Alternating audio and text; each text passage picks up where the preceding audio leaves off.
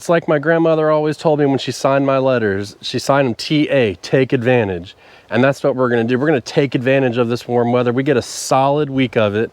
We know that all of these plants that I'm pulling outside can take a frost. Good morning, gardeners. I hope everybody's doing well. It is a beautiful day. It's actually unseasonably warm, and it's gonna continue to be unseasonably warm.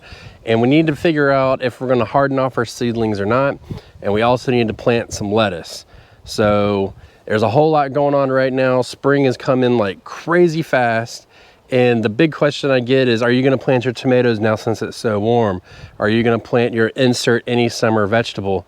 And the answer is no, I'm not. And I'm gonna tell you why. We've gone a little bit crazy so far, and you can see that we've got a couple things hardening off.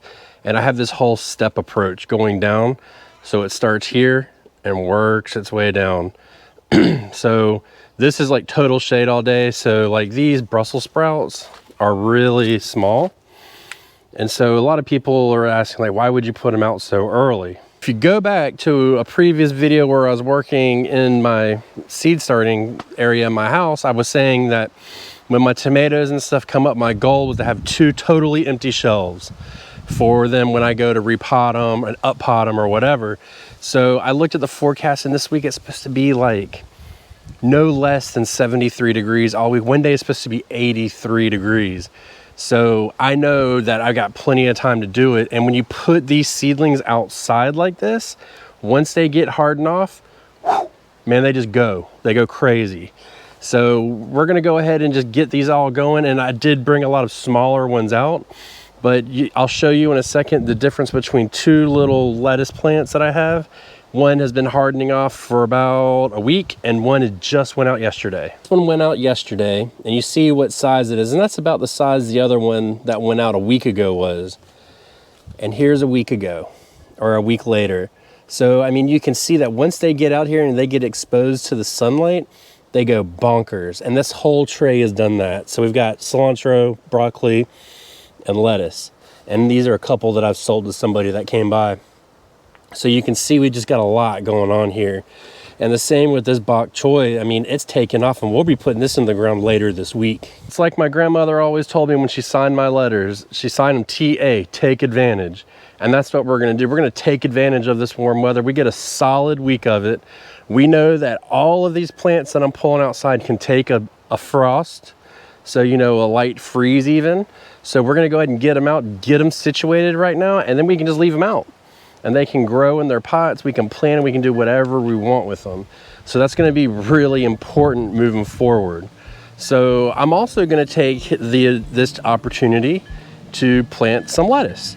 So if we go over to the lettuce over here, I'll show you, or to the garden, I'll show you why I'm waiting, because I never record in the afternoon, but I'll show you why I'm recording in the afternoon, and we'll get some lettuce in the ground.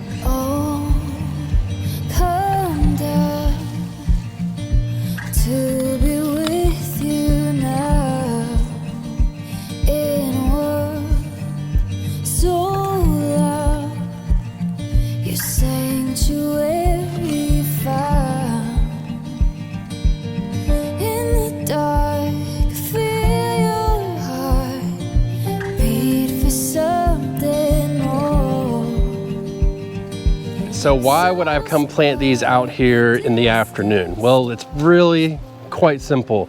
So first of all, you see that I'm in the shade, and this whole garden here is in the shade. So they get to get in the ground, they get nice and comfortable overnight, and then tomorrow they start getting that morning sun, which is cooler and easy, more gentle than the afternoon sun. So that's why we do it this time of year like that, just because we're kind of pushing the envelope a little bit. So the plan is to do, I did maybe 2 feet worth, and I have an 8-foot row. I have 2 8-foot rows in this bed.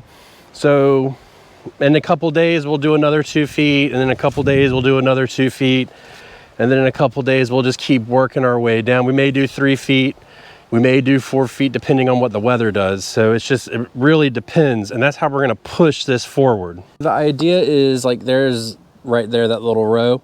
So the idea is that these broccolis will provide a little bit of shade for it tomorrow, just so it can get comfortable, because they won't take long to kind of come up. Now I am glad that I planted these because I noticed that the seedlings were a little bit dry, not more than a little bit. So, which is not a bad thing because we can water them now. And then once we get that water on them, the roots are already saying, hey, we got to find water, we got to go. And so they're going to dig deeper into the ground instead of just staying in a nice ball. But the seedlings too, the roots had not started to wrap around the cell yet. And that's really good too. So you won't continue to get that wrap around. What it's going to do is, since they're still looking to go down, they're going to continue to go down and then spread. And that's what we want ultimately. With a forecast like we have right now, where it's going to be roughly 7 to 10 days of nothing but, you know, 70s, maybe 80s, 50s at night, why would I not plant my tomatoes right now, and even peppers? Why not? I mean, it's plenty warm, right? And you would think that, but there's a key thing to that. Situation here is, yes, it's plenty warm right now, but see, the 80 degrees that we get right now is different than the 80 degrees we get in like April or May. And what does that mean? I mean, so we get winds that come off the water, and that 80 degrees can quickly drop to 50, 45 degrees without warning. It's what I call a winter 80 degrees. So it doesn't last. I mean, you can feel right now, like when I'm standing out here, it's a cool breeze. In the summertime, you get an 80, 85 degree day, you get a warm breeze. So it's just a totally different kind of heat. So it's like, it's all about like finding that happy medium and being comfortable with what you do. Now, it's easy to get excited, but I don't want to get too excited because it's burned me in the past. And I know when I'm like a month and a half out from my last frost date, I guarantee you I'm going to get another frost. And baby tomato plants are different than grown-up tomato plants, like mature ones. What does that mean? Baby tomato plants are more sensitive to temperature change. They're more sensitive to winds. They're more sensitive to just basically everything. So when you put them in, you got to have that right environment. I mean, if you take a look at other plants we have in the garden, I mean, here's rutabagas right now. They're showing no sign whatsoever of temperature stress. We have some cabbages here. They are showing no signs of heat stress at all. If you look around all of these plants, none of them are showing any signs of heat stress. It's a good indication to me of like we're in the sweet spot, man. We're right here where we need to be. These things are in the ground and doing what they're doing. I mean, I referred to doing organic fertilizers before and how they take time to break down, especially when it's cold. So normally an organic fertilizer takes about roughly 3 weeks on a normal, let's say summer day, to start breaking down in those temperatures. Well, with these other temperatures, these lower temperatures, it takes a lot longer. So right now we're just starting to get good breakdown of these fertilizers we did, which by the way, in the lettuce trough or furrow, I put in blood meal, and then unfortunately I had to use 10-10-10 fertilizer. If I had a higher nitrogen, I'd like to use like a 8-7-5 or something for that, or even like an 8-5-7. But I use what I had available. I've got some coming. It's just going to take its sweet time to get here. So, you know, you have these other factors as well that are coming in. So we're not quite there yet. It's so tempting, but I'm telling you, once you get those tomato plants in, it's going to break your heart when you start seeing the temperature drop and you got to run out and cover them. And even then, covering them just doesn't really help. It just kind of hurts them. So that's why I'm not planting tomatoes right now. I definitely wouldn't be planting peppers. I don't change my plans at all for that. I may adjust by a week forward or back, but for the most part, I plant by my schedule for those.